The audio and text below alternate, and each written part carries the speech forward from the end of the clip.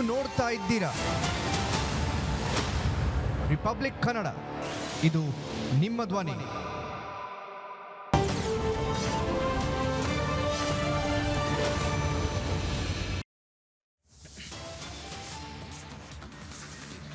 ಬೆಂಗಳೂರಿನಲ್ಲೇ ಜೋರಾಯಿತು ಕಳಪೆ ಮಾಂಸದ ಟಾಕ್ ವಾರ್. ಸಿಕ್ಕ ಮಾಂಸದ ಮೇಲೆ ಅನುಮಾನ ಶುರು. ಲ್ಯಾಬ್ ಪರೀಕ್ಷೆಯ ಬಳಿಕವಷ್ಟೇ ಅಸಲು ಎತ್ತು ಬಯಲು. ಪುನೀತ್ ಕೆರೆಹಳ್ಳಿ ವಿಕ್ಟೋರಿಯಾ ಆಸ್ಪತ್ರೆಗೆ ಶೇಫ್ ಅಬ್ದುಲ್ ರಜಾಕ್ಗೆ ಆಹಾರ ಇಲಾಖೆಯಿಂದ ನೋಟಿಸ್. ಕೆಲವೇ ಕ್ಷಣಗಳಲ್ಲಿ ವಿಚಾರಣೆಗೆ ಹಾಜರಾಗುವ ಸಾಧ್ಯತೆ. ರಾಜ್ಯದಲ್ಲಿ ಜೋರಾಯಿತು ವರುಣಾರ್ಭಟ. ಬೆಳಗಾವಿಯಲ್ಲಿ ದೇವಸ್ಥಾನಕ್ಕೆ ನುಗ್ಗಿದ ನೀರು. ಮಲೆನಾಡಿನಲ್ಲಿ ಕೋಡಿ ಬಿದ್ದ ಅಯ್ಯನ ಕೆರೆ, ಮದಗ ಕೆರೆ. ಶಿರೂರಿನಲ್ಲಿ 12ನೇ ದಿನಕ್ಕೆ ಕಾಲಿಟ್ಟ ಶೋಧ ಕಾರ್ಯ. ಗಂಗಾವಳಿ ನದಿಯಲ್ಲಿ ಹುಡುಕಾಟಕ್ಕೆ ಬಂದ ಈಶ್ವರ್ ಮಲ್ಪೆ ತಂಡ. ಅತ್ತ ಮಹಾರಾಷ್ಟ್ರ ಮಳೆಗೆ ಉತ್ತರ ಕರ್ನಾಟಕ ತತ್ತರ.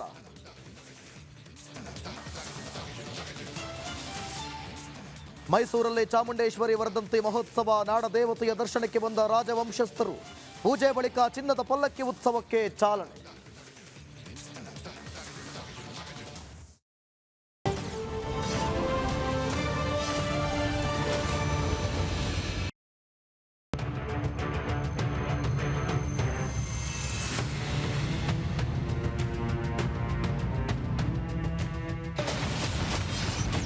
ಸ್ವಲ್ಪ ಯಾಮಾರಿದ್ರು ಯಮಪುರಿ ಗ್ಯಾರಂಟಿ. ಸರ್, ಇದು 2 ವರ್ಷದಿಂದ ಈ ಸಮಸ್ಯೆ ಇರೋದು. ಮೈಸೂರು ಟು ಬೆಂಗಳೂರು ರೋಡ್ಗೆ ಅಟ್ಯಾಚ್ ಆಗುತ್ತೆ ಇದು ಈ ರೋಡ್. ಇದು ಯಾವುದೇ ಕ್ಷಣದಲ್ಲಾದ್ರೂ ಬ್ರಿಡ್ಜ್ ಡಮ.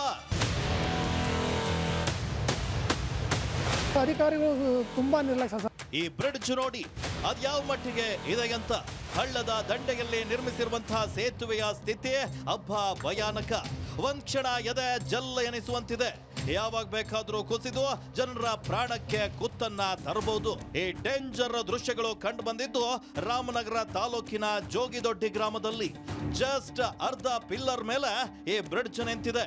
ಈ ಪಿಲ್ಲರ್ ಕೂಡ ಪೂರ್ತಿ ಬೆರಕ್ ಬಿಟ್ಟಿದೆ. ಏನು ಬ್ರಿಡ್ಜ್ ಮೇಲಿನ ದೃಶ್ಯ ನೋಡಿದ್ರೆ ಎದೆ ಜಲ್ಲ ಎನಿಸುತ್ತೆ. ಭೂಮಿ ಬಾಯಿ ಬಿಟ್ಟಂಗೆ ಅರ್ಧ ಸೇತುವೆಯೇ ಬಾಯಿ ಬಿಟ್ಟಿದೆ. ಈ ರಂಧ್ರದೊಳಗೆ ಆಕಸ್ಮಿಕವಾಗಿ ಕಾಲಿಟ್ರೆ ದೊಡ್ಡ ಅನಾಹುತವೇ ಸೃಷ್ಟಿಯಾಗಬಹುದು. ಇನ್ನು ಯಮನಂತಿರುವ ಈ ಬ್ರಿಡ್ಜ್ ಮೇಲೆ ಜನ ಹೇಗೆ ವಾಹನ ಸಮೇತ ಸಾವಿನ ಸವಾರಿಯನ್ನ ನಡೆಸ್ತಿದ್ದಾರೆ ನೋಡಿ. 2 ವರ್ಷದ ಹಿಂದೆ ಮಳೆ ಅವಾಂತರಕ್ಕೆ ಈ ಸೇತುವೆ ಬಿದ್ದಿತ್ತು. ಜೋಗಿದೊಡ್ಡಿ ತಿಮ್ಮಸಂದ್ರ ರಾಮನಗರ ಮಾಗಡಿಗೆ ಸಂಪರ್ಕವನ್ನ ಕಲ್ಪಿಸುತ್ತೆ. ಇನ್ನು ಸೇತುವೆ ನಿರ್ಮಾಣಕ್ಕೆ ಟೆಂಡರ್ ಆಗಿ 1.5 ವರ್ಷ ಕಳೆದಿದೆ. 2.3 ಕೋಟಿ ರೂಪಾಯಿ ಮೊತ್ತದ ಟೆಂಡರ್ ಆಗಿದ್ರು ಕಾಮಗಾರಿ ಮಾತ್ರ ಆರಂಭವಾಗಿಲ್ಲ. ಅರ್ಜಿನೂ ಕೊಟ್ವಿ 2-3 ಸಲ, ಮತ್ತು ಶಾಸಕರಿಗೂ ಗಮನಕ್ಕೂ ತಂದ್ವಿ. ಇಷ್ಟೆಲ್ಲ ಮಾಡಿದ್ರೂ ಅಧಿಕಾರಿಗಳು ಒಂಥರ ಎಮ್ಮೆ ಚರ್ಮದಂಗೆ ವರ್ತನೆ ಮಾಡ್ತಾರೆ. ಬಾಲಕೃಷ್ಣ ಅವ್ರಿಗೂ ಗಮನಕ್ಕೂ ತಂದ್ವಿ. ಅವರು ಅನೇಕ ಸಾರಿ ಹೋಗಿದ್ದಾರೆ. ಈಗ ಮೊನ್ನೆ MP ಅವ್ರು ಬಂದರು, ಮಂಜುನಾಥ್ ಅವರು ಇದೇ ಬ್ರಿಡ್ಜ್ ಮೇಲೆ ಬಂದರು. ಅವ್ರ ಗಮನಕ್ಕೂ ತಂದಿದ್ದೀವಿ. ಅವರು ಇದೇ ಬ್ರಿಡ್ಜ್ ಮೇಲೆ ಹೋದ್ರು, ನೋಡಿದ್ವಿ. ಸರಿ, ಸುಮಾರು ಒಂದು 106 ಹಳ್ಳಿಗಳಿಗೆ ಸಂಪರ್ಕ ಐತೆ ಈ ರೋಡು. ಇದು ಒಂದು 2 ವರ್ಷದಿಂದ ಇದು ಸೇತುವೆ ಅಸ್ತಿತ್ವ ಆಯಿತು. ಸದ್ಯ ಇಲ್ಲಿ ನಾವು ಹೈನುಗಾರಿಕೆ ಮತ್ತು ರೇಷ್ಮೆ ಕೃಷಿ ಅವಲಂಬನೆ ಪ್ರದೇಶ. ಇದು ನಮ್ಮೂರಲ್ಲಿ ಸುಮಾರು ಒಂದು 75 ಮನೆ ಇದೆ. ಪ್ರತಿ ಕುಟುಂಬನೂ ಹೈನುಗಾರಿಕೆನೂ ಮಾಡುತ್ತೆ ಮತ್ತು ರೇಷ್ಮೆನೂ ಬೆಳೆಯುತ್ತೆ. ಇಲ್ಲೇ ಓಡಾಡಬೇಕು ಸರ್.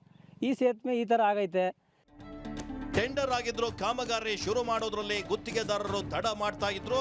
ಲೋಕೋಪಯೋಗಿ ಇಲಾಖೆ ಕಣ್ಣು ಮುಚ್ಚಿ ಕೂತಿದೆ. ಸೂಪರ್ 3 ವರದಿಯಿಂದ ಆದ್ರೂ ಅಧಿಕಾರಿಗಳು ಎಚ್ಚೆತ್ತುಕೊಳ್ತಾರ ಅಂತ ಕಾದ್ ನೋಡ್ಬೇಕಿದೆ.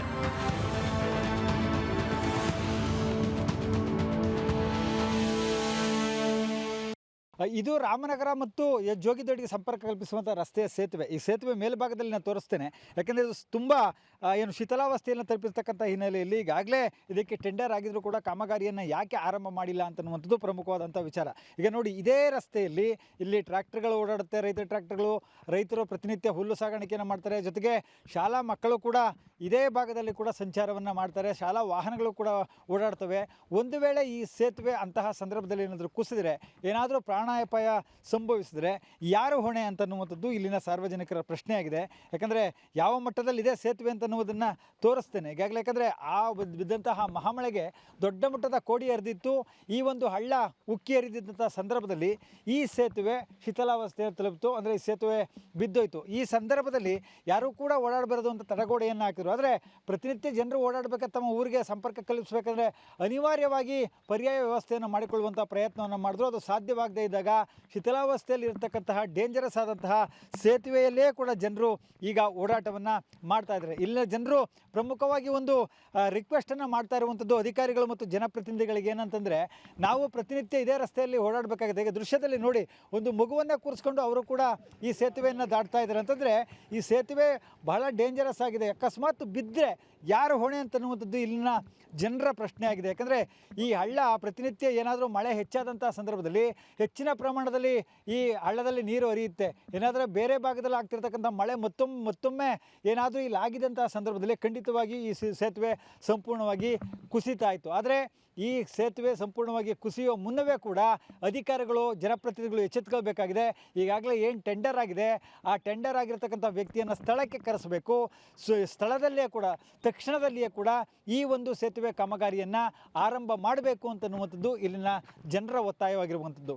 ಮಹದೇವಸ್ವಾಮಿ ಕುರುಣಗಲ್ಲ, ರಿಪಬ್ಲಿಕ್ ಕನ್ನಡ, ರಾಮನಗರ.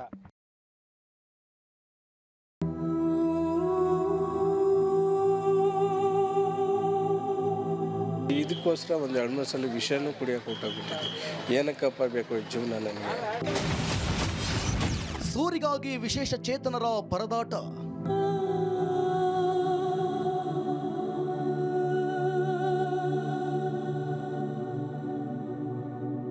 ಎಲ್ಲ ಅದೇ ದುಡ್ಡು ಕೊಟ್ಟವ್ರಿಗೆ ಅವ್ರ ಒಳಗಡೆ ಏನು ಬೇಕೋ ಅದು ಮಾಡ್ಕೊಡ್ತಾವ್ರೆ, ನಮ್ಗೆ ಮಾಡ್ಕೊಡ್ತಾರೆ. 10 ವರ್ಷದಿಂದ ಅರ್ಜಿ ಹಿಡಿದು ಅಲೆದಾಟ.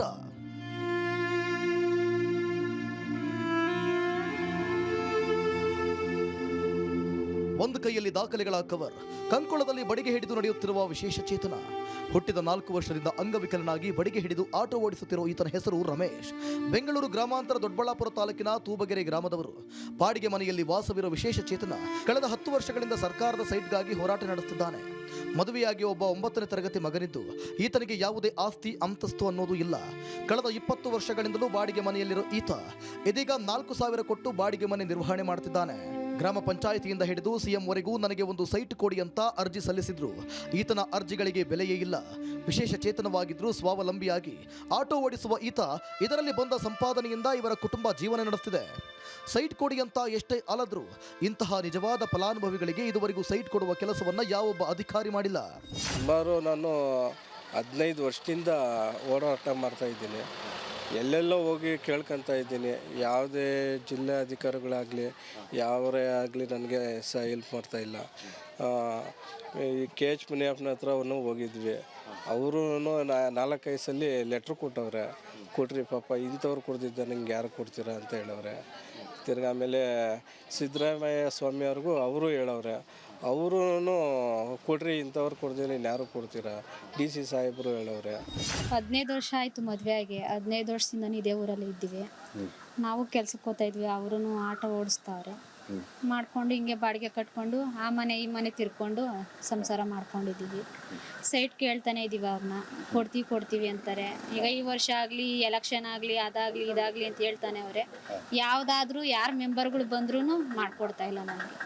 ಸ್ಥಳೀಯ ಗ್ರಾಮ ಪಂಚಾಯಿತಿ, ತಾಲೂಕು ಪಂಚಾಯಿತಿ ಸೇರಿದಂತೆ ಜಿಲ್ಲಾಡಳಿತದಿಂದ ಹಿಡಿದು ಯಾವುದೇ ಕುಂದುಕೊರತೆ ಸಭೆ ಇದ್ದರೂ ಅಲ್ಲಿಗೆ ತೆರಳುವ ರಮೇಶ್ ಸೈಟ್ಗಾಗಿ ಅರ್ಜಿಯನ್ನು ಸಲ್ಲಿಸುತ್ತಲೇ ಬಂದಿದ್ದಾನೆ.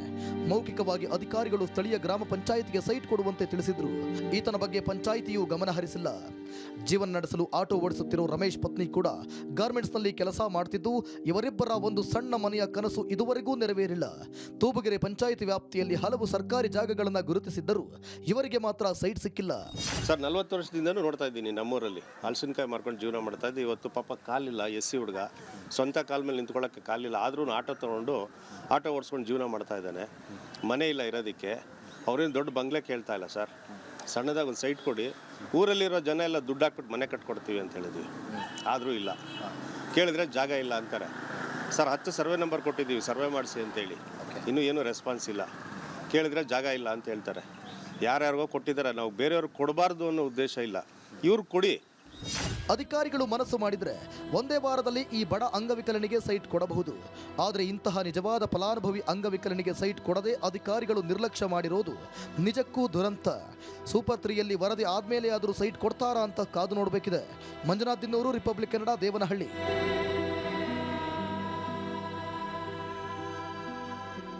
ಬಡ ಅಂಗವಿಕಲ ಸಾಕಷ್ಟು ವರ್ಷಗಳಿಂದ ಸೈಟ್ಗಾಗಿ ಹೋರಾಟವನ್ನು ಮಾಡ್ತಾ ಇದ್ದಾನೆ, ಜೊತೆಗೆ ಪರದಾಟವನ್ನು ಅನುಭವಿಸ್ತಾ ಇದೆ. ನಾವು ನೋಡ್ಬೋದು, ಈತ ರಮೇಶ್ ಅಂತೇಳಿ ಸುಮಾರು 15 ವರ್ಷಗಳಿಂದ ಈತ ಸೈಟ್ಗೋಸ್ಕರ ಬಾಡಿಗೆ ಮನೆಯಲ್ಲಿ ಇವತ್ತು ವಾಸ ಇದ್ದು ತಾನು ಒಂದು ಅಂಗವಿಕಲನಾಗಿ ಸಾಕಷ್ಟು ಬಾರಿ CM ಇಂದ ಹಿಡಿದು ಸ್ಥಳೀಯ ಪಂಚಾಯತಿಯಿಂದ ಹಿಡಿದು ಬೇರೆ ಬೇರೆ ಭಾಗಗಳಲ್ಲೂ ಕೂಡ ಪತ್ರ ವ್ಯವಹಾರ ಮಾಡಿ ನನಗೆ ಸೈಟ್ ಕೊಡಿ, ಸಾಕಷ್ಟು ಜಾಗ ಇದೆ ಅಂತ ಕೇಳ್ಕೊಂಡ್ರು ಕೂಡ ಸರ್ಕಾರದ ಕಣ್ಣಿಲ್ಲ ಅಂತ ಇವತ್ತು ಗೊತ್ತಾಗ್ತಾ ಇದೆ. ಯಾಕೆಂತಂದರೆ ಇಷ್ಟು ಹಲದಾಟ ಮಾಡಿದ್ರು ಈ ಒಬ್ಬ ವಿಕಲನಿಗೆ ಇವತ್ತು ಸೈಟ್ ಸಿಗ್ತಾ ಇಲ್ಲ. ಬಾಡಿಗೆ ಮನೆಯಲ್ಲಿ ತನ್ನ ಮಗನಿಗೆ ಓದಿಸ್ಬೇಕು, ಇದ್ ಕಡೆ ಇದೇ ಒಂದು ಜೀವನ ನಡೆಸಬೇಕು. ಮತ್ತೊಂದು ಕಡೆ ನಾನು ತೋರಿಸ್ತಾ ಹೋಗ್ತೇನೆ, ಈ ಒಂದು ಈಗ ರಮೇಶ್ ಅವರೇ ನಡ್ಕೊಂಡು ಹೋಗ್ತಾ ಇದ್ದಾರೆ. ಇಲ್ಲಿ ಒಂದು ಬಾಡಿಗೆ ಮನೆ, ಈತ ಇದೇ ಒಂದು ಕೋಲನ್ನು ಹಿಡಿದು ಹೋಗಿ ಆ ಒಂದು ಆಟೋ ಏನಿದೆ ಆ ಆಟೋವನ್ನು ಹತ್ತಿ ಆಟೋದಲ್ಲಿ ಪ್ರತಿದಿನ ಪ್ರಯಾಣಿಕರನ್ನ ದೊಡ್ಡಬಳ್ಳಾಪುರ ನಗರ ಭಾಗಕ್ಕೆ ತಲುಪಿಸಿ ಅದರಲ್ಲಿ ಬರ್ತಕ್ಕಂಥ ಸಂಪಾದನೆಯಿಂದ ಜೀವನವನ್ನು ಸಾಗಿಸ್ಬೇಕು. ಆದರೆ ಸರ್ಕಾರ ಮಾತ್ರ ಇದುವರೆಗೂ ಇವರ ಒಂದು ಸಣ್ಣ ಕಿಂಚಿತ್ತು ಇವರ ಮೇಲೆ ಒಂದು ಯಾವುದೇ ಒಂದು ಸೈಟ್ ಕೊಡಬೇಕು ಅಂತೇಳಿ ಇದುವರೆಗೂ ಕಣ್ತಿರ್ತಕ್ಕಂಥ ಕೆಲಸವನ್ನು ಮಾಡಿಲ್ಲ. ನಾವು ನೋಡಿ, ಈ ಒಂದು ಆಟೋ ಏನು ತೋರಿಸ್ತಾ ಇದ್ದೀವಿ, ಇದೇ ಆಟೋವನ್ನು ಓಡಿಸ್ಕೊಂಡು ಇವರು ಜೀವನ ಸಾಗಿಸ್ಬೇಕಾದಂಥ ಪರಿಸ್ಥಿತಿ ಇದೆ. ಆದರೆ ಸ್ಥಳೀಯ ತೂಬ್ಗೆರೆ ಗ್ರಾಮ ಪಂಚಾಯಿತಿಗೆ ಸಾಕಷ್ಟು ಪತ್ರ ವ್ಯವಹಾರಗಳಾಗಿದೆ. ಒಂದು 30-20 ಸೈಟನ್ನು ಕೂಡ ಕೊಟ್ಟಿಲ್ಲ. ಊರವರೆಲ್ಲ ಸೇರಿ ಇವರಿಗೆ ಮನೆ ಕಟ್ಸ್ಕೊಡೋಕ್ಕೆ ರೆಡಿ ಇದ್ದಾರೆ, ಆದರೆ ಜಾಗವನ್ನು ಕೊಡಲಿಕ್ಕೆ ಸರ್ಕಾರ ಹಿಂದೇಟಾಗ್ತಾ ಇದೆ. ಹಾಗಾಗಿ ಈ ಕೂಡಲೇ ಆಗಬೇಕು, ನಮಗೆ ಜಾಗ ಕೊಡಿಸಿ ಅಂತೇಳಿ ಈ ಒಂದು ಅಂಗವಿಕಲ ರಮೇಶ್ ರಿಪಬ್ಲಿಕ್ ಟಿವಿಯಲ್ಲಿ ಹಳಲನ್ನು ತೋಡ್ಕೊಳ್ತಾ ಇದ್ದಾನೆ. ಒಟ್ಟಾರೆಯಾಗಿ ಸರ್ಕಾರ ಬೇರೆ ಬೇರೆ ಉಳ್ಳವರ ಪಾಲಿಗೆ ಸೈಟ್ಗಳನ್ನು ಹಂಚಿಕೆ ಮಾಡ್ತಾರೆ, ಆದರೆ ನಿಜವಾದ ಫಲಾನುಭವಿಗಳಿಗೆ ಸಿಗ್ತಾ ಇಲ್ಲ ಅನ್ನೋದಕ್ಕೆ ಇದು ಉತ್ತಮ ಉದಾಹರಣೆ. ಈ ಕೂಡಲೇ ಸಂಬಂಧಪಟ್ಟ ಜಿಲ್ಲಾಡಳಿತ ಆಗಿರ್ಬೋದು, ಜೊತೆಗೆ ಸಂಬಂಧಪಟ್ಟ ಅಧಿಕಾರಿಗಳಾಗಿರ್ಬೋದು, ಈ ಒಬ್ಬ ಬಡ ಅಂಗವಿಕಲನಿಗೆ ನೆರವಿಗೆ ಬರಬೇಕು, ಆದಷ್ಟು ಬೇಗ ಸೈಟ್ ಕೊಡ್ತಕ್ಕಂಥ ಕೆಲಸವನ್ನು ಮಾಡಬೇಕು ಅಂತಕ್ಕಂಥದ್ದು ನಮ್ಮ ಆಶಯ. ಕ್ಯಾಮ್ರಾಮನ್ ಮುನಿಕೌಡ ಜೊತೆ ಮಂಜುನಾಥ್ ದಿನ್ನೂರು, ರಿಪಬ್ಲಿಕ್ ಕನ್ನಡ, ದೊಡ್ಡಬಳ್ಳಾಪುರ.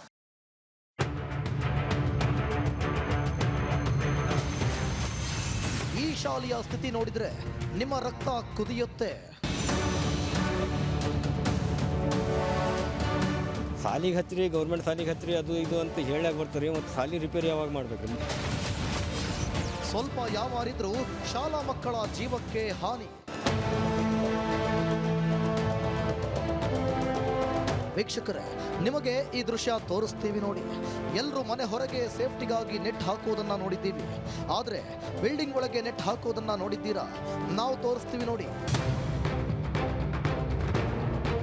ಅರೆ, ಇದೇನಪ್ಪ ಶಾಲೆ ಒಳಗೆ ನೆಟ್ ಹಾಕಿದ್ದಾರೆ ಅಂತ ಕನ್ಫ್ಯೂಸ್ ಆದ್ರ? ಹೌದು, ನೆಟ್ ಹಾಕೋಕೆ ಕಾರಣ ಶಾಲೆಯ ಚಾವಣಿ ಉದುರಿ ಬೀಳುತ್ತೆ ಅಂತ. ಕೆಲ ದಿನಗಳ ಹಿಂದೆ ಶಾಲೆಯ ಮೇಲ್ಚಾವಣಿ ಕುಸಿದು ಮಕ್ಕಳು ಪ್ರಾಣಾಪಾಯದಿಂದ ಪಾರಾಗಿದ್ರು. ಇದರಿಂದ ಹೆದರಿ ಶಿಕ್ಷಕರೇ ನೆಟ್ ಹಾಕಿಸಿದ್ದಾರೆ. ಅಲ್ಲಲ್ಲಿ ಬಿರುಕು ಬಿಟ್ಟ ಗೋಡೆ, ಜೀವ ಭಯದಲ್ಲೇ ಪಾಠ ಕೇಳ್ತಿರುವ ದೃಶ್ಯ ಕಂಡು ಬಂದಿದ್ದು ವಿಜಯಪುರ ಜಿಲ್ಲೆ ತಾಳಿಕೋಟೆ ತಾಲೂಕಿನ ಕಲಕೇರಿ ಗ್ರಾಮದ ಸರ್ಕಾರಿ ಶಾಲೆಯಲ್ಲಿ. ಇದು ಸರ್ಕಾರಿ ಉರ್ದು ಶಾಲೆ. ಈ ಶಾಲೆಯಲ್ಲಿ ನೂರಾರು ಮಕ್ಕಳು ಪಾಠ ಕಲಿತಿದ್ದಾರೆ. 1ನೇ ತರಗತಿಯಿಂದ 7ನೇ ತರಗತಿವರೆಗೂ ಮಕ್ಕಳು ವಿದ್ಯಾಭ್ಯಾಸ ಮಾಡುತ್ತಿದ್ದಾರೆ. ಈ ಮಕ್ಕಳಿಗೆ ಒಂದೇ ಚಿಂತೆ, ಯಾವಾಗ ಮೇಲ್ಚಾವಣಿ ಬೀಳ್ತಿದೆಯಾ ಎಂಬ ಭಯ. ಶಾಲೆಯ ಹಳೆಯ ಕಟ್ಟಡದ ಚಾವಣಿ ದಿನದಿಂದ ದಿನಕ್ಕೆ ಕೊಂಚವೇ ಬೀಳ್ತಾ ಇದೆ. ಇದರಿಂದಾಗಿ ಮಕ್ಕಳಿಗೆ ಅನಾಹುತ ಆಗಬಾರದು ಅಂತ ಹೇಳಿ ಶಿಕ್ಷಕರೇ ತಮ್ಮ ಖರ್ಚಿನಲ್ಲಿ ಹಸಿರು ಪರದೆಯನ್ನ ಕಟ್ಟಿದ್ದಾರೆ. ಶಾಲೆಯ ದುಸ್ಥಿತಿ ಬಗ್ಗೆ ಹಿರಿಯ ಅಧಿಕಾರಿಗಳು, ಶಾಸಕರ ಗಮನಕ್ಕೆ ತಂದರೂ ಯಾವುದೇ ಪ್ರಯೋಜನವಾಗಿಲ್ಲ. ನಮ್ಮ ಮಕ್ಕಳಿಗೆ ಏನಾದರೂ ತೊಂದರೆ ಆದರೆ ಸರ್ಕಾರವೇ ಹೊಣೆ ಎಂದು ಪೋಷಕರು ಆಕ್ರೋಶ ಹೊರಹಾಕ್ತಿದ್ದಾರೆ. ಮಕ್ಕಳ ಸ್ಟ್ರೆಂತ್ ಹೆಚ್ಚು ಆಗ್ಬೇಕಂದ್ರೆ ಸಾಲಿನೇ ಇದ್ದಿದ್ದಿಲ್ಲ ಅಂದ್ರೆ ನಾವು ಹಚ್ಬೇಕು ಹೆಂಗ್ರಿ ಮಕ್ಕಳಿಗೆ? ಇಲ್ಲಿ ನಾವು ಅದು ಕೊಡ್ತೀವಿ ಇದು ಕೊಡ್ತೀವಿ ಅಂತ ಹೇಳಿ ಮತ್ತು ಸಾಲಿ ಬಿಲ್ಡಿಂಗೇ ಸರಿ ಇಲ್ಲ ಅಂದ್ರೆ ಮುಂದೆ ಯಾರಿಗಾದ್ರೂ ಅನಾಹುತ ಆದ್ಮೇಲೆ ಬಂದು ಎಚ್ಚೆತ್ಕೊಳ್ತದ್ರೇನ್ರಿ? ಅದು ಆಗೋಕ್ಕಿಂತ ಮೊದಲು ನಾವು ರಿಪೇರಿ ಮಾಡೋಂತ ನಾವು ಇದು ಮಾಡ್ಲಾಗತ್ತೀವಿ ರೀ, ಮನವಿ ಮಾಡ್ಲಾಗತ್ತೀವಿ. ಕೇವಲ ಮಾತಿಗೆ ಬೇಟಿ ಬಚಾವೋ ಬೇಟಿ ಪಡಾವೋ ಅಂತಾರೆ. ಇಂಥ ಕಟ್ಟಡದಲ್ಲಿ ನಾವು ಹೇಗೆ ಶಿಕ್ಷಣ ಪಡೆಯಬೇಕು ಅಂತ ಮಕ್ಕಳೇ ಆಕ್ರೋಶಗೊಂಡಿದ್ದಾರೆ. 3 ಕ್ಲಾಸ್ ಎಲ್ಲ ಸೌರ್ತೈತ್ರಿ, ಎಲ್ಲ ತಳಗ್ ಬಿದ್ದು ಗ್ರೀನ್ ಮ್ಯಾಟ್ ಹಾಕ್ಯಾರ್ರಿ. ಮಳೆ ಬಂದ್ರೆ ಎಲ್ಲ ನೀರು ಸೌರ್ತೈತ್ರಿ, ಬುಕ್ಕಾನು ಇದು ಆಗ್ತೈತ್ರಿ. ಏಕಾಗ್ರತೆಯಿಂದ ಪಾಠ ಕೇಳಬೇಕಿದ್ದ ಮಕ್ಕಳು ಭಯದಲ್ಲಿ ಪಾಠ ಕಲಿಯುವಂತಾಗಿದೆ. ಇನ್ನಾದರೂ ಶಿಕ್ಷಣ ಇಲಾಖೆ ಅಧಿಕಾರಿಗಳು, ಶಿಕ್ಷಣ ಸಚಿವರು ಎಚ್ಚೆತ್ತುಕೊಳ್ತಾರಾ ಅಂತ ಕಾದು ನೋಡಬೇಕಿದೆ. ಕ್ಯಾಮರಾಮನ್ ಸುನಿಲ್ ಜೊತೆ ಅರುಣ್ ಹಿಪ್ಪರಗಿ, ರಿಪಬ್ಲಿಕ್ ಕನ್ನಡ, ವಿಜಯಪುರ. ಶಿಕ್ಷಣ ಸಚಿವರೇ, ನೀವು ನೋಡಲೇಬೇಕಾದಂಥ ಒಂದು ಸ್ಟೋರಿ ಇದೆ. ನೀವು ಗಂಭೀರವಾಗಿ ಈ ಶಾಲೆಯ ಬಗ್ಗೆ ನೀವು ಒಂದು ಕ್ರಮವನ್ನು ಕೈಗೊಳ್ಳಬೇಕಾಗುತ್ತೆ. ನಾವಿದೀಗ ಕಲಿಕೆರೆಯ ಉರ್ದು ಶಾಲೆಯಲ್ಲಿದ್ದೀವಿ. ಶಾಲೆ ನಂಬರ್ 1ರಲ್ಲಿದ್ದೀವಿ ನಾವು.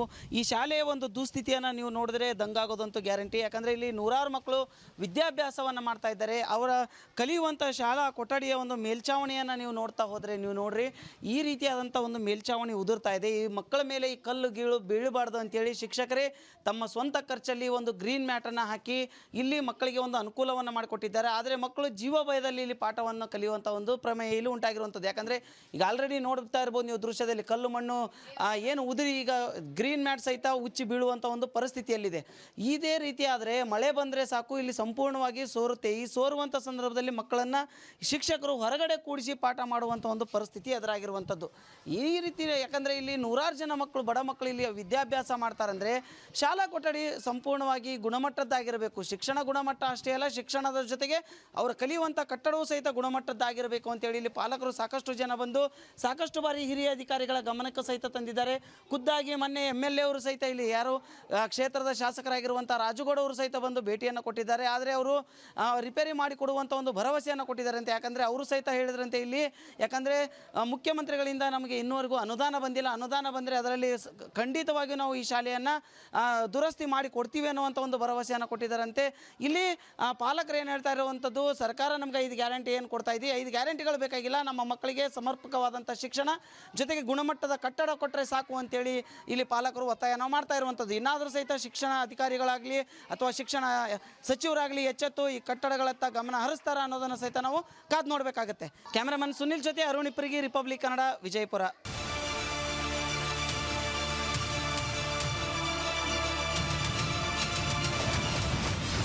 ವಿಡಿಯೋ 1 ಜಾರಿದ್ರೆ ಕೈಕಾಲು ಲಟಕ್.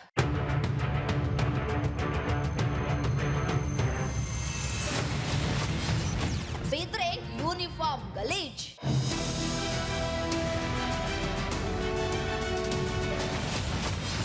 ವಾಹನ ಸವಾರರ ಪರದಾಟ.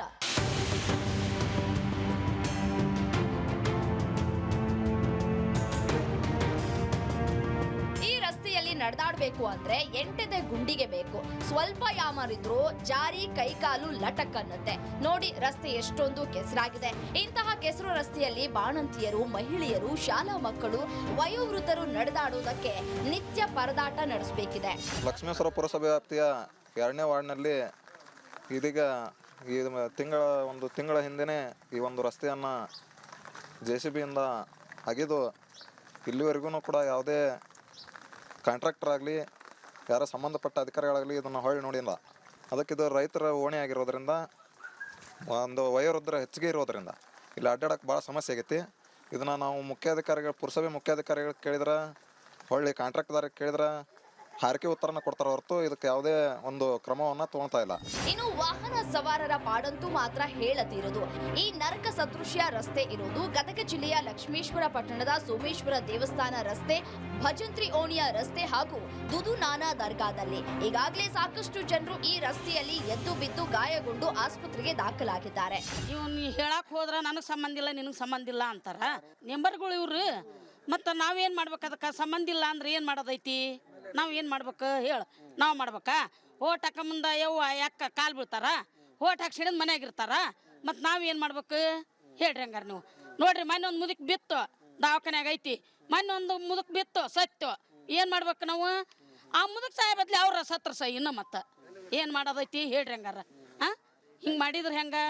ಕಳೆದ 2 ವರ್ಷಗಳ ಹಿಂದೆಯೇ ನಗರೋತ್ಥಾನ ಯೋಜನೆ ಅಡಿಯಲ್ಲಿ ಗುತ್ತಿಗೆದಾರರಿಗೆ ಕಾಮಗಾರಿ ಮಾಡೋದಕ್ಕೆ ನೀಡಲಾಗಿದೆ. ಆದರೆ ಗುತ್ತಿಗೆದಾರರು ಮಾತ್ರ ರಸ್ತೆಗಳನ್ನ ಹಾಳು ಮಾಡಿ ಅರ್ಧಂಬರ್ಧ ಕೆಲಸ ಮಾಡಿ ಜೂಟಾಗಿದ್ದಾರೆ.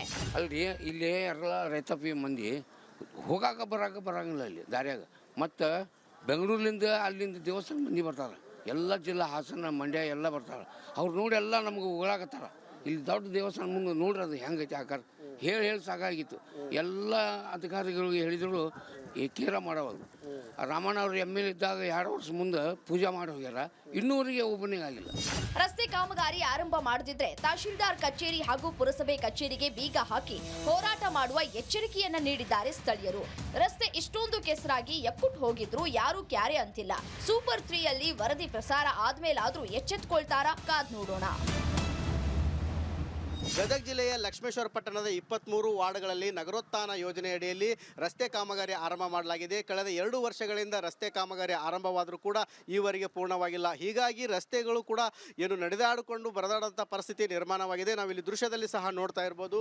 ಈ ರೀತಿ ಕೆಸರು ಗದ್ದೆಗಳ ರೀತಿ ರಸ್ತೆಗಳಾಗಿದ್ದಾವೆ. ಹೀಗಾಗಿ ಇಂಥ ರಸ್ತೆಯಲ್ಲಿ ಇಲ್ಲಿಯ ವಿದ್ಯಾರ್ಥಿಗಳಾಗಿರ್ಬೋದು, ವಯೋವೃದ್ಧರಾಗಿರ್ಬೋದು, ಜನರು ಕೂಡ ಅಡ್ಡಾಡದಂಥ ಪರಿಸ್ಥಿತಿ ನಿರ್ಮಾಣವಾಗಿದೆ. ಲಕ್ಷ್ಮೇಶ್ವರ ಪಟ್ಟಣ ಅಂದರೆ ಅತಿ ಹೆಚ್ಚು ಕೃಷಿಕರನ್ನು ಒಳಗೊಂಡಿದೆ. ತಮ್ಮ ರೈತಾಪಿ ಕೆಲಸಕ್ಕೂ ಕೂಡ ಹೋಗದಂಥ ಪರಿಸ್ಥಿತಿ ನಿರ್ಮಾಣವಾಗಿದೆ. ನಾವಿಲ್ಲಿ ನೋಡ್ತಾ ಇರ್ಬೋದು ಶಾಲಾ ವಿದ್ಯಾರ್ಥಿಗಳು ಯಾವ ರೀತಿ ಬರ್ತಾ ಇದ್ದಾರೆ ಅಂತಂದರೆ ಸ್ವಲ್ಪ ಆಯ ತಪ್ಪಿ ಬಿದ್ದರೂ ಕೂಡ ಅವರು ಬೀಳುವಂಥ ಪರಿಸ್ಥಿತಿ ನಿರ್ಮಾಣವಾಗಿದೆ. ಇಡೀ ಲಕ್ಷ್ಮೇಶ್ವರ ಪಟ್ಟಣದ 23 ವಾರ್ಡುಗಳಲ್ಲಿ ಕೂಡ ಇದೇ ಪರಿಸ್ಥಿತಿ ನಿರ್ಮಾಣವಾಗಿದೆ. ಕಳೆದ 2 ವರ್ಷಗಳಿಂದ ನಗರೋತ್ಥಾನ ಯೋಜನೆ ಅಡಿಯಲ್ಲಿ ವಿವಿಧ ಕಡೆ ರಸ್ತೆ ಕಾಮಗಾರಿಗಳನ್ನು ಮಾಡ್ತಾ ಇದ್ದಾರೆ. ಆದರೆ ರಸ್ತೆ ಕಾಮಗಾರಿ ಸಂಪೂರ್ಣವಾಗಿ ಮುಗಿದಿಲ್ಲ. ಹೀಗಾಗಿ ಜನರು ಸರ್ಕಾರದ ವಿರುದ್ಧ ಮತ್ತು ಲಕ್ಷ್ಮೇಶ್ವರ ಪುರಸಭೆ ವಿರುದ್ಧ ಆಕ್ರೋಶ ವ್ಯಕ್ತಪಡಿಸ್ತಾ ಇದ್ದಾರೆ. ಸ್ಥಳೀಯ ಶಾಸಕರಾದಂಥ ಡಾಕ್ಟರ್ ಚಂದ್ರು ಲಮಾನಿ ಅವರ ವಿರುದ್ಧ ಕೂಡ ಜನರು ಆಕ್ರೋಶ ವ್ಯಕ್ತಪಡಿಸ್ತಾ ಇದ್ದಾರೆ. ಇದೇ ರಸ್ತೆಯಲ್ಲಿ ನಡೆದಾಡಲು ಆಗದೆ ಬೈಕ್ ಸವಾರರು ಕೂಡ ಬೀಳುವಂಥ ಪರಿಸ್ಥಿತಿ ನಿರ್ಮಾಣವಾಗಿದೆ. ಈ ಒಂದು ರಸ್ತೆಯಲ್ಲಿ ಏನು ಜನರು ಕೂಡ ಪ್ರತಿನಿತ್ಯ ಅಡ್ಡಾಡ್ತಾರೆ. ಪುಟಾಣಿ ಮಕ್ಕಳು ಕೂಡ ಇದೇ ರಸ್ತೆಯಲ್ಲಿ ಅಡ್ಡಾಡ್ತಾ ಇರ್ತಾರೆ. ಇಂಥ ಸಮಯದಲ್ಲಿ ಈ ರಸ್ತೆಯಲ್ಲಿ ಅಡ್ಡಾಡಿದರೆ ಏನು ಅವರು ಬೀಳುವಂಥ ಪರಿಸ್ಥಿತಿ ನಿರ್ಮಾಣವಾಗಿದೆ. ಹೀಗಾಗಿ ರಸ್ತೆ ಅಭಿವೃದ್ಧಿ ಮಾಡಬೇಕಂತೇಳಿ ಸಾಕಷ್ಟು ಬಾರಿ ಮನವಿ ಮಾಡಿಕೊಂಡ್ರು ಕೂಡ ಪುರಸಭೆ ಅಧಿಕಾರಿಗಳು ಯಾವುದೇ ರೀತಿ ಕ್ರಮ ಕೈಗೊಳ್ತಾ ಇಲ್ಲ. ಹೀಗಾಗಿ ಜನರು ಕೂಡ ಪುರಸಭೆ ವಿರುದ್ಧ ಆಕ್ರೋಶ ವ್ಯಕ್ತಪಡಿಸ್ತಾ ಇದ್ದಾರೆ. ಯಾಕಂತಂದರೆ ಗದಗ ಜಿಲ್ಲೆಯ ಲಕ್ಷ್ಮೇಶ್ವರ ಪಟ್ಟಣದ ರಸ್ತೆಗಳು ಸಂಪೂರ್ಣವಾಗಿ ಹಾಳಾಗಿದ್ದು, ಅದರಲ್ಲೂ ಮಳೆಗಾಲದಲ್ಲಿ ನೀರು ನಿಂತು ತಗ್ಗು ಗುಂಡಿಗಳು ತುಂಬಿದ್ದಾವೆ. ಇಂಥ ರಸ್ತೆಯಲ್ಲಿ ಜನರಾಗಿರ್ಬೋದು, ವಿದ್ಯಾರ್ಥಿಗಳ ಕೂಡ ಅಡ್ಡಾಡದಂಥ ಪರಿಸ್ಥಿತಿ ನಿರ್ಮಾಣವಾಗಿದೆ. ಇನ್ನಾದರೂ ಪುರಸಭೆ ಅಧಿಕಾರಿಗಳಾಗಿರ್ಬೋದು, ಗದಗ ಜಿಲ್ಲಾಡಳಿತ ಸೇರಿದಂತೆ ಗದಗ ಜಿಲ್ಲಾ ಉಸ್ತುವಾರಿ ಸಚಿವರಾದಂಥ HK ಪಾಟೀಲ್ರು, ಶಿರಹಟ್ಟಿ ಶಾಸಕರಾದಂಥ ಡಾಕ್ಟರ್ ಚಂದ್ರು ಲಮಾನಿ ಅವರು ಎಚ್ಚೆತ್ತುಕೊಂಡು ಆದಷ್ಟು ಬೇಗ ಹದಿಗೆಟ್ಟ ರಸ್ತೆಗಳನ್ನು ದುರಸ್ತಿ ಮಾಡಬೇಕಾಗಿದೆ. ತಾತ್ಕಾಲಿಕವಾಗಿ ಆದರೂ ಕೂಡ ಮೊರಮ್ಮ ಮತ್ತು ಕಲ್ಲುಗಳನ್ನು ಹಾಕಿ ತಾತ್ಕಾಲಿಕವಾಗಿ ಆದರೂ ಕೂಡ ರಸ್ತೆ ದುರಸ್ತಿ ಮಾಡುವ ಕೆಲಸ ಮಾಡಬೇಕಾಗಿದೆ. ಕ್ಯಾಮ್ರಾಮ್ಯಾನ್ ಮಂಜುನಾಥ್ ಜೊತೆ ಮಂಜು ಪತ್ತ, ರಿಪಬ್ಲಿಕ್ ಕನ್ನಡ, ಗದಗ.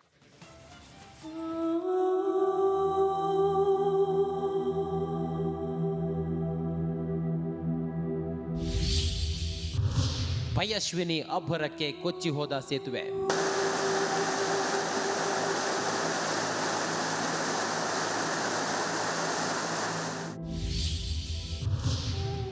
ನದಿ ನಡುಗಡೆಯಲ್ಲಿ ಕುಟುಂಬ ಲಾಕ್.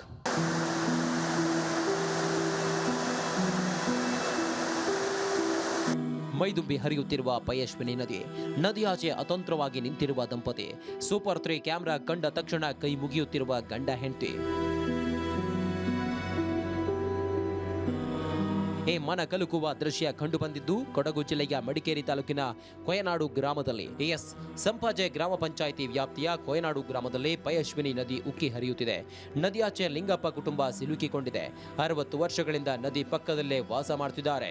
ಈ ಕುಟುಂಬ ನದಿ ದಾಟಿ ಬರಲು ಬಿದಿರಿನ ಸೇತುವೆಯನ್ನ ಅವಲಂಬಿಸಿದ್ದರು. ಆದರೆ ಆ ಬಿದಿರಿನ ಸೇತುವೆ ಈ ಬಾರಿಯ ರಣ ಮಳೆಗೆ ಕೊಚ್ಚಿ ಹೋಗಿದೆ. ಸೇತುವೆ ಕೊಚ್ಚಿ ಹೋಗಿದ್ರಿಂದ 10 ದಿನಗಳಿಂದ ಮನೆಯಿಂದ ಆಚೆ ಬರಲಾಗದೆ ಪರದಾಡುತ್ತಿದ್ದಾರೆ. ಆಚೆ ಬರಲು ದಾರಿ ಇಲ್ಲ, ಏನು ಮಾಡೋದು ಎಂದು ನದಿಯ ಮತ್ತೊಂದು ಕಡೆಯಿಂದ ಕೂಗಿ ಕೂಗಿ ಹೇಳುತ್ತಿದ್ದಾರೆ. ಲಿಂಗಪ್ಪ ಅವರ ಪತ್ನಿ ಸೇರಿದಂತೆ ವಯಸ್ಸಾದ ತಾಯಿ ನದಿಯಾಚೆಗಿನ ಮನೆಯಲ್ಲಿ ವಾಸ ಮಾಡುತ್ತಿದ್ದಾರೆ. ಪ್ರತಿ ವರ್ಷ ಗ್ರಾಮ ಪಂಚಾಯಿತಿ ನೀಡುವ ಒಂದಷ್ಟು ಹಣದಿಂದ ಬಿದಿರಿನ ಸೇತುವೆ ನಿರ್ಮಿಸಿಕೊಳ್ಳುತ್ತಾರೆ. ಆದರೆ ಈ ಬಾರಿ ಆ ಸಂಚಾರ ಸೇತು ಕೈಕೊಟ್ಟಿದ್ದು ಕುಟುಂಬ ಅತಂತ್ರವಾಗಿದೆ. ಆದರೆ ಮನೆಯಲ್ಲಿ ಸಾಕು ಪ್ರಾಣಿಗಳಿಂದ ಬಿಟ್ಟು ಈಚೆ ಬರಲು ಈ ಕುಟುಂಬ ಒಪ್ಪುತ್ತಿಲ್ಲ. ನದಿ ದಾಟಲು ವ್ಯವಸ್ಥೆ ಕಲ್ಪಿಸಿ ಎಂದು ತಮ್ಮ ಅಳಲನ್ನ ತೋಡಿಕೊಂಡಿದ್ದಾರೆ. ಒಂದು ಬಂಡಡಕ ಕುಟುಂಬ ಇದ್ದಾರೆ. ಬಂಡಡಕ ಕುಟುಂಬದಲ್ಲಿ 3 ಮಕ್ಕಳಿದ್ದಾರೆ. ಅವರು ಕೆಲವು ಮಕ್ಕಳ ವಿದ್ಯಾಭ್ಯಾಸಕ್ಕೋಸ್ಕರ ಹೊರಗೆ ಹೋಗಿದ್ದಾರೆ, ಇಲ್ಲಿಲ್ಲ. ಈ ಒಂದು ಕುಟುಂಬ ಇಲ್ಲೇ, ಲಿಂಗಪ್ಪ ಅವರ ಕುಟುಂಬ ಇಲ್ಲೇ ಇದೆ. ಒಂದು ಬೆಡ್ ರಿಡನ್ ಒಂದು ತಾಯಿ ಇದ್ದಾರೆ, ಮತ್ತು 2 ಇದ್ದಾರೆ. ಮಗ ಹೊರಗಡೆ ಓದ್ತಾ ಇದ್ದಾನೆ. ಈಗ ಮಳೆಗಾಲ ಬಂದರೆ ಇದೇ ಸಮಸ್ಯೆ. ಈಗ ಹೊಳೆ ದಾಟಲಿಕ್ಕೆ ಆಗೋದಿಲ್ಲ. ಈಗ ಹೈವೇಯಿಂದ ಒಂದು 200 ಮೀಟರ್ ಡಿಸ್ಟೆನ್ಸ್ ಅಷ್ಟೇ ಇದೆ. ಇದಕ್ಕೊಂದು ಪರ್ಯಾಯ ವ್ಯವಸ್ಥೆ ಮಾಡಿ ಬೇಕಾದಷ್ಟು ಮನವಿ ಸಲ್ಲಿಸಿದ್ರು ಕೂಡ ಏನು ಸ್ಪಂದನೆ ಆಗಲ್ಲ. ಮತ್ತು ಅವರು ಅಷ್ಟು ಓಡಾಡುವಷ್ಟು ಸಶಕ್ತರಲ್ಲ, ಯಾಕಂದರೆ ಅವಿದ್ಯಾವಂತರು. ಈಗ ಅವ್ರನ್ನು ಯಾರು ಏನೇ ಮಾತಾಡಿದರೂ ಅದಕ್ಕೆ ಸ್ಪಂದನೆ ಇಲ್ಲ. ಈಗ ಪಾಲ ಕೊಚ್ಚಿ ಮೊನ್ನೆ ಒಂದು ತಾತ್ಕಾಲಿಕ ಪಾಲ ಹಾಕಿದ್ದ, ಅದು ಈಗ ಮರ ಬಿದ್ದು ಅದು ಹೋಗಿದೆ. ಈಗ 3-4 ದಿವಸದಿಂದ ಈಗ ಓಡಾಟನೇ ಇಲ್ಲಲ್ಲ. ಯಾರು ಏನು ತೊಂದರೆ ಆದರೂ ಈಗ ಏನೋ ಅನಾರೋಗ್ಯ ಸಮಸ್ಯೆ ಉಂಟಾದರೆ ಹೋಗ್ಲಿಕ್ಕೆ ಆಗೋದಿಲ್ಲ. 3-3.5 ಕಿಲೋಮೀಟರ್ ಕಾಡದಲ್ಲಿ ಹೋಗಬೇಕು. ಕಾಡು ಫುಲ್ಲು ಕಾಡು, ಫಾರೆಸ್ಟ್ ಒಳಗೆ ಹೋಗಬೇಕು. ಹೋಗ್ಲಿಕ್ಕೆ ದಾರಿನೇ ಇಲ್ಲ. ಅದು ಎಲ್ಲ ಈಗ ಹೋಗದೆ ಇದಾಗಿದೆ. ಆ ಕಷ್ಟ ಕಾಡು ಕಟ್ಕೊಂಡು ಹೋಗಬೇಕು. ಸದ್ಯಕ್ಕೆ ಈಗ ಒಂದು ತಾತ್ಕಾಲಿಕ ಒಂದು ತೂಗು ಸೇತುವೆ ಆದರೆ ಸಾಕು, ಯಾಕೆ ಓಡಾಡಲಿಕ್ಕೆ. ಕರೆಂಟೂ ಇಲ್ಲ ಅವರಿಗೆ, ವಿದ್ಯುತ್ ಶಕ್ತಿ ವ್ಯವಸ್ಥೆ ಇಲ್ಲ. ಎಲ್ಲ ಮೊದಲಿಂದಲೇ ಸುಮಾರು ವರ್ಷದಿಂದ ನಾವು ಊರಿನವರೆಲ್ಲ ಸೇರಿಕೊಂಡು ನಾವೇ ಮನವಿ ಸಲ್ಲಿಸಿ ಏನು ಪ್ರಯೋಜನ ಆಗ್ತಾ ಇಲ್ಲ. ಇನ್ನು ಇವರಿಗೆ ಸೇತುವೆ ವ್ಯವಸ್ಥೆ ಮಾಡಿದರೆ ಮಾತ್ರ ಬೇರೆಯವರ ಸಂಪರ್ಕ ಮಾಡಲು ಸಾಧ್ಯವಾಗುತ್ತದೆ.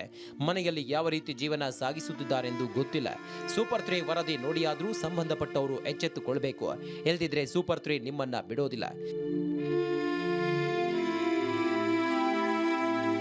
ಮಡಿಕೇರಿ ತಾಲೂಕಿನ ಕೊಯನಾಡು ಗ್ರಾಮದಲ್ಲಿ ಪಯೋಶ್ವರಿ ನದಿಗೆ ತಾತ್ಕಾಲಿಕ ಒಂದು ಬಿದಿರಿನ ಸೇತುವೆ ಕಟ್ಟಲಾಗಿತ್ತು. ಅದು ಕೊಚ್ಚಿ ಹೋಗಿರುವಂಥದ್ದು. ಆಚೆ ಇರುವಂತಹ ಒಂದು ಕುಟುಂಬ ಅಲ್ಲೇ ಇದೆ.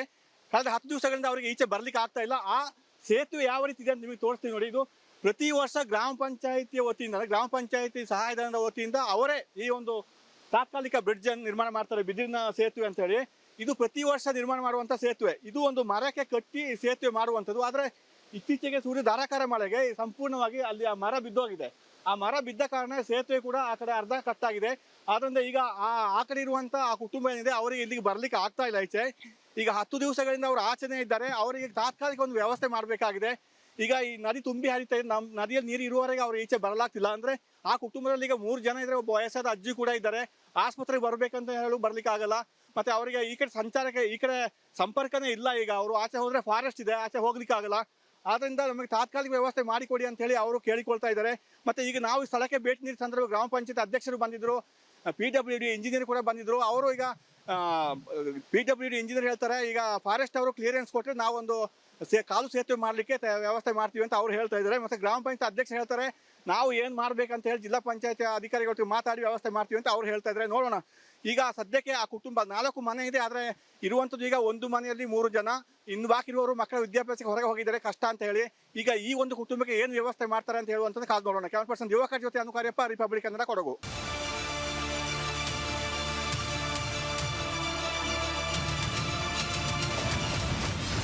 ವಿಡಿಯೋ 1 ಜಾರಿದ್ರೆ ಕೈಕಾಲು ಲಟಕ್.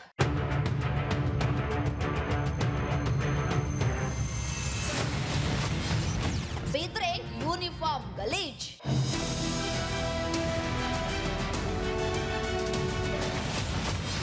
ವಾಹನ ಸವಾರರ ಪರದಾಟ.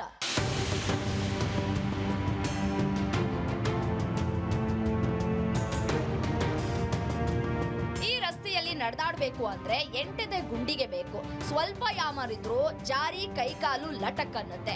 ನೋಡಿ ರಸ್ತೆ ಎಷ್ಟೊಂದು ಕೆಸರಾಗಿದೆ.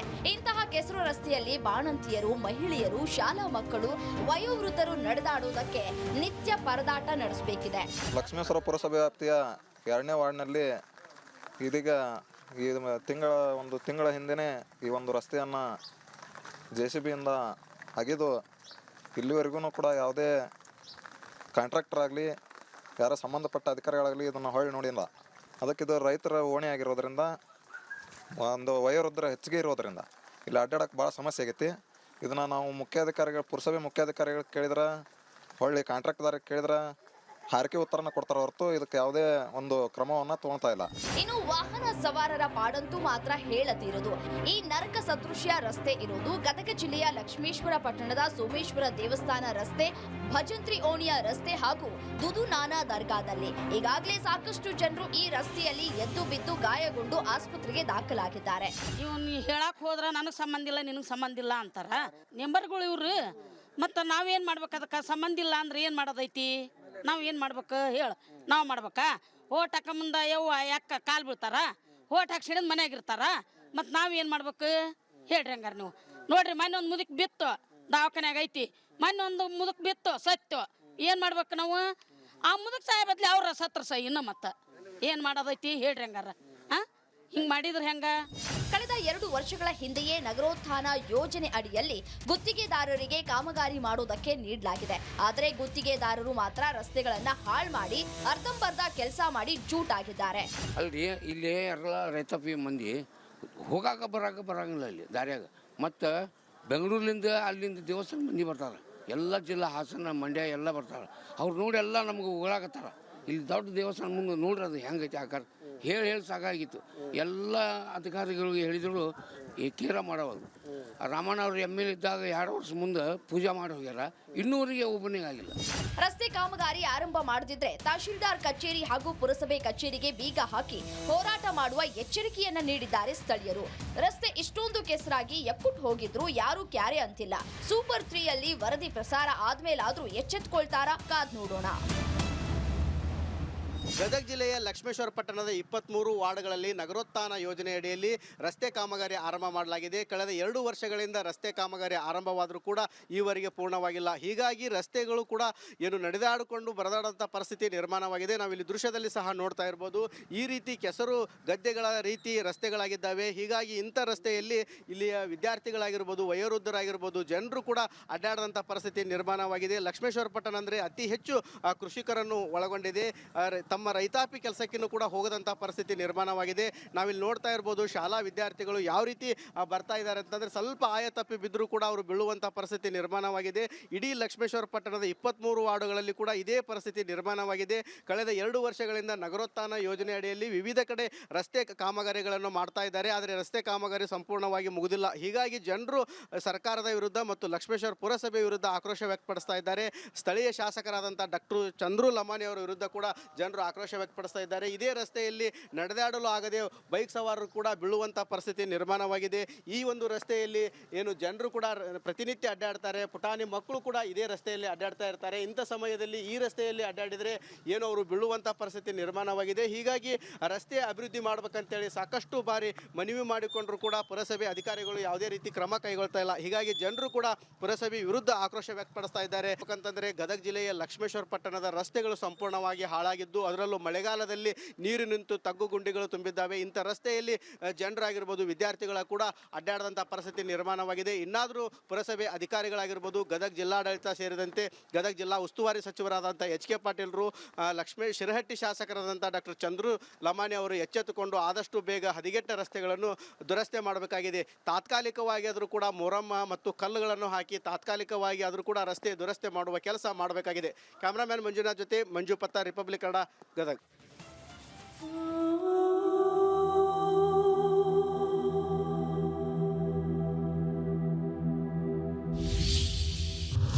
ಪಯಸ್ವಿನಿ ಅಬ್ಬರಕ್ಕೆ ಕೊಚ್ಚಿ ಹೋದ ಸೇತುವೆ.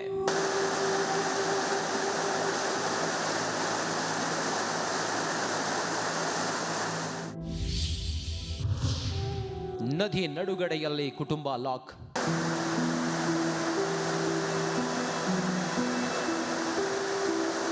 ಮೈದುಂಬಿ ಹರಿಯುತ್ತಿರುವ ಪಯಸ್ವಿನಿ ನದಿಯಾಚೆ ಅತಂತ್ರವಾಗಿ ನಿಂತಿರುವ ದಂಪತಿ. ಸೂಪರ್ 3 ಕ್ಯಾಮೆರಾ ಕಂಡ ತಕ್ಷಣ ಕೈ ಮುಗಿಯುತ್ತಿರುವ ಗಂಡ ಹೆಂಡತಿ. ಮನ ಕಲುಕುವ ದೃಶ್ಯ ಕಂಡುಬಂದಿದ್ದು ಕೊಡಗು ಜಿಲ್ಲೆಯ ಮಡಿಕೇರಿ ತಾಲೂಕಿನ ಕೊಯನಾಡು ಗ್ರಾಮದಲ್ಲಿ. ಸಂಪಾಜೆ ಗ್ರಾಮ ಪಂಚಾಯಿತಿ ವ್ಯಾಪ್ತಿಯ ಕೊಯನಾಡು ಗ್ರಾಮದಲ್ಲಿ ಪಯಸ್ವಿನಿ ನದಿ ಉಕ್ಕಿ ಹರಿಯುತ್ತಿದೆ. ನದಿಯಾಚೆ ಲಿಂಗಪ್ಪ ಕುಟುಂಬ ಸಿಲುಕಿಕೊಂಡಿದೆ. 60 ವರ್ಷಗಳಿಂದ ನದಿ ಪಕ್ಕದಲ್ಲೇ ವಾಸ ಮಾಡುತ್ತಿದ್ದಾರೆ. ಈ ಕುಟುಂಬ ನದಿ ದಾಟಿ ಬರಲು ಬಿದಿರಿನ ಸೇತುವೆಯನ್ನ ಅವಲಂಬಿಸಿದ್ದರು. ಆದರೆ ಆ ಬಿದಿರಿನ ಸೇತುವೆ ಈ ಬಾರಿಯ ರಣಮಳೆಗೆ ಕೊಚ್ಚಿ ಹೋಗಿದೆ. ಸೇತುವೆ ಕೊಚ್ಚಿ ಹೋಗಿದ್ರಿಂದ 10 ದಿನಗಳಿಂದ ಮನೆಯಿಂದ ಆಚೆ ಬರಲಾಗದೆ ಪರದಾಡ್ತಿದ್ದಾರೆ. ಆಚೆ ಬರಲು ದಾರಿ ಇಲ್ಲ, ಏನು ಮಾಡೋದು ಎಂದು ನದಿಯ ಮತ್ತೊಂದು ಕಡೆಯಿಂದ ಕೂಗಿ ಹೇಳುತ್ತಿದ್ದಾರೆ. ಲಿಂಗಪ್ಪ ಅವರ ಪತ್ನಿ ಸೇರಿದಂತೆ ವಯಸ್ಸಾದ ತಾಯಿ ನದಿಯಾಚೆಗಿನ ಮನೆಯಲ್ಲಿ ವಾಸ ಮಾಡುತ್ತಿದ್ದಾರೆ. ಪ್ರತಿ ವರ್ಷ ಗ್ರಾಮ ಪಂಚಾಯಿತಿ ನೀಡುವ ಒಂದಷ್ಟು ಹಣದಿಂದ ಬಿದಿರಿನ ಸೇತುವೆ ನಿರ್ಮಿಸಿಕೊಳ್ಳುತ್ತಾರೆ. ಆದರೆ ಈ ಬಾರಿ ಆ ಸಂಚಾರ ಸೇತು ಕೈಕೊಟ್ಟಿದ್ದು ಕುಟುಂಬ ಅತಂತ್ರವಾಗಿದೆ.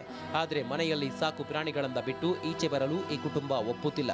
ನದಿ ದಾಟಲು ವ್ಯವಸ್ಥೆ ಕಲ್ಪಿಸಿ ಎಂದು ತಮ್ಮ ಅಳಲನ್ನ ತೋಡಿಕೊಂಡಿದ್ದಾರೆ. ಒಂದು ಬಂಡಡಕ ಕುಟುಂಬ ಇದ್ದಾರೆ. ಬಂಡಡಕ ಕುಟುಂಬದಲ್ಲಿ 3 ಮಕ್ಕಳಿದ್ದಾರೆ. ಅವರು ಕೆಲವು ಮಕ್ಕಳ ವಿದ್ಯಾಭ್ಯಾಸಕ್ಕೋಸ್ಕರ ಹೊರಗೆ ಹೋಗಿದ್ದಾರೆ, ಇಲ್ಲಿಲ್ಲ. ಈ ಒಂದು ಕುಟುಂಬ ಇಲ್ಲೇ ಲಿಗ್ಗಪ್ಪ ಅವರ ಕುಟುಂಬ ಇಲ್ಲೇ ಇದೆ. ಒಂದು ಬೆಡ್ ರಿಡನ್ ಒಂದು ತಾಯಿ ಇದ್ದಾರೆ, ಮತ್ತು 2 ಇದ್ದಾರೆ. ಮಗ ಹೊರಗಡೆ ಓದ್ತಾ ಇದ್ದಾನೆ. ಈಗ ಮಳೆಗಾಲ ಬಂದರೆ ಇದೇ ಸಮಸ್ಯೆ. ಈಗ ಹೊಳೆ ದಾಟಲಿಕ್ಕೆ ಆಗೋದಿಲ್ಲ. ಈಗ ಹೈವೇಯಿಂದ ಒಂದು 200 ಮೀಟರ್ ಡಿಸ್ಟೆನ್ಸ್ ಅಷ್ಟೇ ಇದೆ.